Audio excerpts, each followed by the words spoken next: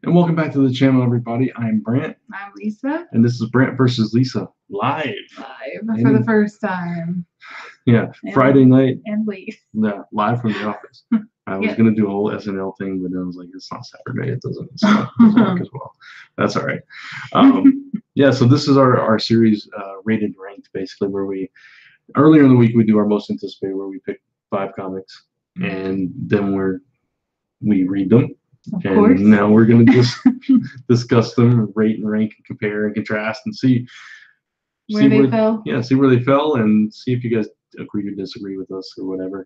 So I hope we get some people joining us live in the chat because we love to interact with you guys and see what's up. But we're going to be doing this live from here on out. Yeah, theoretically from here. Not sure if it'll always be from here, but we'll see. We'll try. Yeah, we'll try. But it could be from the other location. But we are changing the time. Yes, it is going to be 8:30 p.m. Eastern from here on out. So 7:30 Central for us.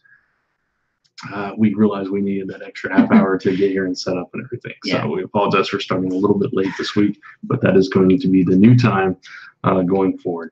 But we should get into this, and the books that we're going to be talking about today are, looking at this side, Buffy the Vampire Slayer issue number 3, Blackbird issue number 6, Age of Conan Belit. They rhymed it with Git. Oh, Belit. I think. Belit. I'm not sure. Issue number 1. And Amazing Spider-Man issue number 17, and The Magnificent Miss Marvel issue number 1. Yes. So I know I went first on the last video, so I'm going to let you go first. What is your number 5? My number 5. This is hard this time. This is going to be weird. I will say, before you even say that, 3 of mine have the same ranking. Have the same rate. 2 of mine have the same. My number 5 was Miss Marvel. Oh. Magnificent Miss Marvel. Okay. I liked it, but it was very, what's the word, setup-y and recap-y all in one issue, and so a bunch of stuff I knew. It was a good recap. I gave it 3.5, and I still love the art and everything, and that was good. It was just, I don't know, the melting people and creatures was a little weird. Yeah, it was a little out there. Yeah, but it'll probably explain itself. Now it's just a little weird. You have read Miss Marvel in the past. What did you think of the voice of the new creative team? Do you think it was similar? I only read like 4 or 5 issues, so it's hard for me to remember. Okay. But I didn't know enough of the characters still, so I need to go back and reread some of them. Yeah.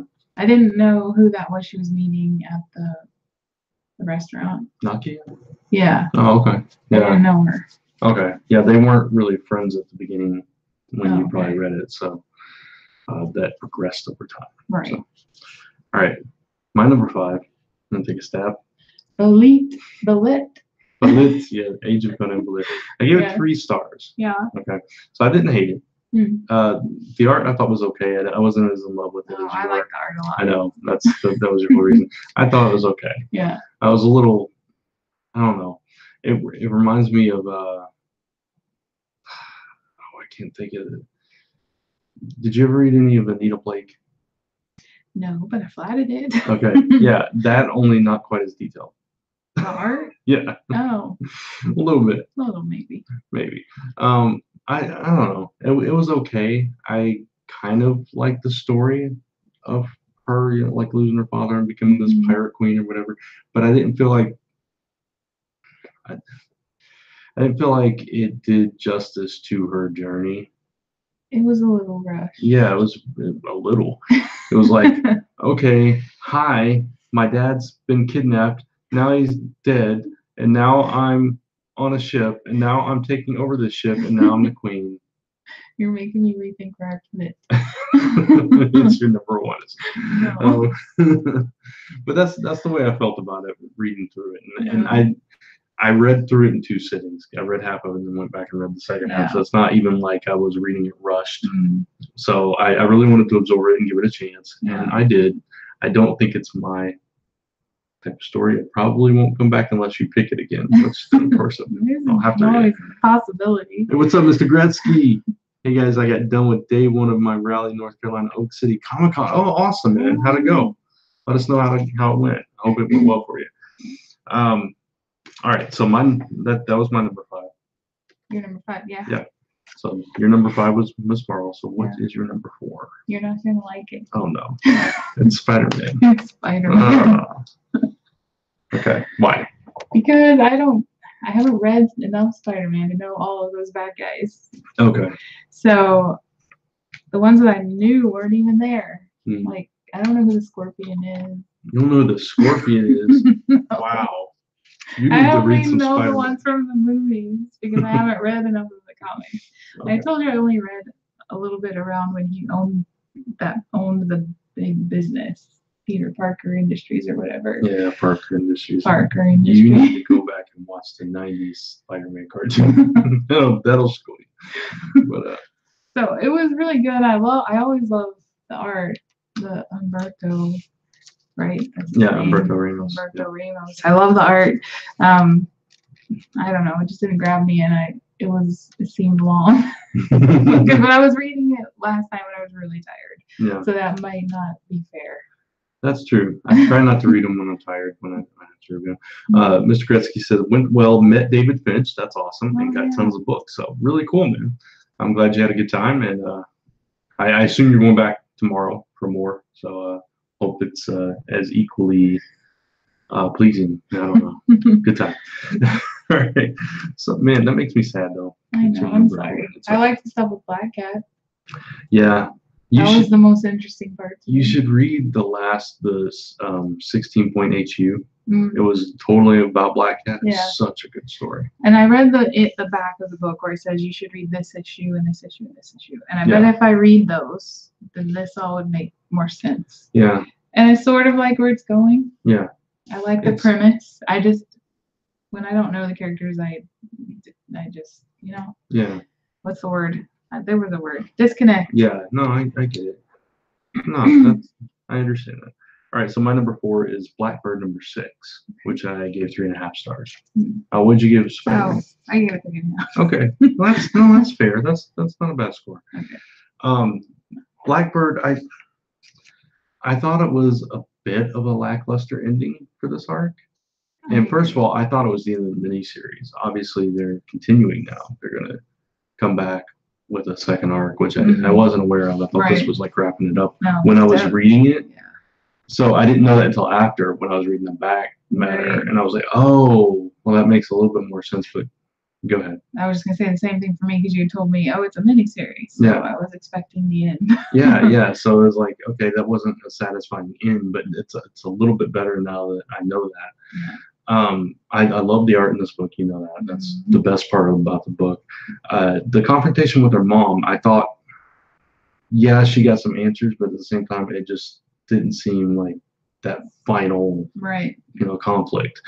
And again, I don't know. Her mom again just ordered her to do something instead of giving her a reason why. Yeah. And like just pushing her away even more. Yeah, and pushed her right into the other cabal. I was like, okay, what now? And it's just, you have to know where it goes from there. And it does make me curious and make me want to read more. And I definitely love the book enough to keep going with it when it comes back. And I want to own this in trade. I think it's that strong for me. I really like it. It's a fun story. It's one of those, like Morning Glories or Mind the Gap. Yeah. Kind of the more I read of it, the more I liked it. Yeah. Oh. But. Oh, no. But see, it was your number 3. Yeah. But I think it could have been a little bit stronger. That's all. So that's why it's a little bit lower for me this issue. Understandable. So what is your number 3? My number 3 is Bullet. Okay. Bullet. So it's not your number 1. Right? It's not my number 1, but the art made me rank it a little higher. And the fact that they're chasing after sea monsters, that's the whole premise now. I did love that they finally got to see one. We finally got to see one. What's up, Jesse? Jesse's in the comments too. Hey. Sea monsters. Yeah, sea monsters. So it feels really piratey now. Yeah. Now that they're out at the beginning. Unleash the Kraken. Yeah. Exactly. So that was interesting to me. I like where it was going. I like that the ship that they ran into, because the other ones were slavers, that they went in and like slaughtered them all. Yeah, that they were both pirates, but there's a hierarchy of pirates. Yeah, it was like they crossed some kind of moral quandary that they had. I like the way that scene played out. I did, because it was like, there's the word slaver. Okay, now you're going down. I like that. It was nice. All right, so we're on number 3, right? Mine. Yes. What'd you rate that? 3.75. 3.75. Okay. My number 3 is Magnificent Miss Marvel, which I also gave 3.5. Yeah. I agree with you. I think it was very much set up and very much recap, but I think with the number 1 issue and a brand new creative team, you needed that. I think, to your point, they could have done a better job at reintroducing some of those characters. Yeah, I guess maybe that's part of the problem is that I read Domino last week, and they did such a good job of introducing me to these characters that I had no idea who they were. Yeah. And it's like they did the half-hearted recap where they gave you some of the backstory, but then it was like, oh, well, you already know these characters. Yeah. And you didn't, obviously, so. I also have a question, and I just remembered. Okay. In the flashback to when she first got her powers, she looked like Carol. Yeah. That's because that was her hero. Yeah. And when she came out of the thing, her whole body had morphed into her portrayal of a hero at the time. I thought that's probably what it was. Yeah. But like, why didn't they explain that? It's confusing. Yeah, they just pick it up and she's blonde. You would have had to have read that very first issue of the first volume to understand that. Yeah. No, I agree with you. Yeah, there was some missteps that they could have explained a little bit further for new readers. Yeah. But overall, I think Saladin Ahmed, the new writer, got the voice of Miss Marvel in her cast. It was a little bit different, but I think it was close enough to where I could get used to it. Yeah. I thought the story was interesting, which is a problem I had with the previous runs. It was always up and down for me. But the melting people thing is kind of interesting to me because it's like, what the heck is going on, right? I want to know. Yeah. Like, that's her mom and dad. Well, I do want to know. It's just weird. Yeah, it is very weird. And it's very weird that these mythical-looking creatures are attacking all her. Yeah. It was weird that all these weird creatures came out of nowhere and they're melting, and then like people are now. Yeah. I don't understand how it's intertwined. But we'll get there. I don't know. We'll find out though. Yeah. But yeah. So decent first issue. Yeah. All right, your number 2. Number 2, Blackbird. What did you rate it? 4? Yeah. Okay. 4. I agree. There were moments that were like really seemed very slow for this to be the final issue. Yeah. Especially the stuff with her mom and that she cast the truth spell or whatever, and that was very anticlimactic a little bit, you know? Yeah. She's got this huge what is that thing? That creature that she commands. There's no battle or dragon dawn thing. There's just this truth spell. Yeah. And then she pushes her away. But the art I felt was even stronger in this issue. Yeah. So it was like I had to put it a little further ahead. Right. And I like that they're continuing it because now I'm more interested. Those first few issues I was like, oh, it's just the mafia with magic. It was weirding me out, but it got better. I mean, again, the whole pacing of it now makes more sense that it's going on. But everything I saw, it was like, okay, it's 6/6. You know, it's like, oh. So I guess they're telling it in minis or something, or maybe it's like unnatural where they take. It's image, right? Yeah. Yeah. That's the way they do. They always do it. I just thought it was a miniseries, so I was like, okay. But All right, my number 2 is Buffy the Vampire Slayer number 3, which I also gave 3.5 stars. And obviously, that's my number 1. Yeah, which you gave. I think I gave it 4.5. Wow. Okay. This issue took a little bit of a dip for me. The first 2, especially the first one, I really enjoyed, and the end of the second issue, I really enjoyed. This third issue, I mean, you got a lot more action, which I appreciated. Yeah. And you got a lot more of the supernatural stuff with this giant bat flying all over the place, and you get more Spike and Drusilla, and a little bit more Cordelia, and you get some of the characters that we haven't focused on yet with Cordelia and Harmony and stuff like that. And you get to see Giles playing music already, which we didn't see for a little bit longer in the show, I think. I didn't know. Yeah. That. Oh, yeah. He was like trying to be a rock star when he was like a teenager. They did a whole backstory episode on him or something, Yeah. or maybe it was an issue of the comic. I don't remember. Somewhere along Buffy. I like the part where Spike heard him and he said, like, there's an Englishman butchering an English classic or whatever. Yeah. Those two always disagreed on the. That's kind of interesting. You know, Buffy always has like the musical. It has a musical influence to it in parts. I mean, they did a whole musical episode. Well, that makes sense. Yeah, where they some demon forced them to sing. You never saw that? Yeah, I watched the musical. Oh, okay, okay, I didn't. Yeah. I think we did it on Media Madness. Yeah, I couldn't remember if you were still on Media Madness. Yeah, I couldn't remember if you were part of that or not. Yeah, that one I was. Okay. Yeah. So again, this issue. The thing that's been strongest about this new series for me has been the character moments and the way they've redefined these characters and have them interact, and they got the voices. And I think they still have Buffy's voice nailed down pat in this book. I love it. It sounds like her. I can hear Sarah Michelle Gellar speaking these lines in that show, and I appreciate that.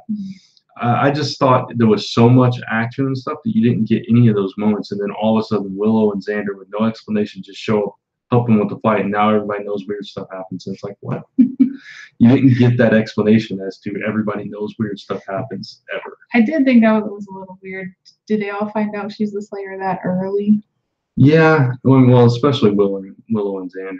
No, I meant the bad guys. Oh, Spike and Drusilla. I think Spike came into contact with her. Maybe if it wasn't they kind of had him in the background a little bit from what I remember, but the very first time he interacted with her, he knew she was a Slayer. Yeah, I think, or maybe it was the second time. Okay, then that's not as weird as I thought. Yeah, it's been a while since I watched it, so I'm not sure. All right, so that was your number one. So my number one, obviously, is Amazing Spider-Man, issue number 17, which I only get 4 stars. Okay. I think it could have been a stronger book, and last issue was, or that Point HU issue was by far better. I gave it 4.5. And I didn't go back and read that like you told me to. Yeah. So I probably would have liked this one better if I had. Maybe. Yeah, because it's the whole setup of Black Cat getting captured and why Spider-Man is coming after her. And the whole thing about him being sick and everything, you get that there. So it would have set the stage for this book. Yeah. So yeah, I can understand that. But I like where the story's headed too. This whole hunted thing's interesting that Kraven's not doing the hunting himself, which is something that he always prided himself on. And I'm not exactly sure what his end goal here is. Spider-Man might be onto it where he thinks they're all being hunted together instead of, him going after them or them going after him, which is kind of what it seemed like. Yeah. But, I like it. I love Umberto Ramos' art.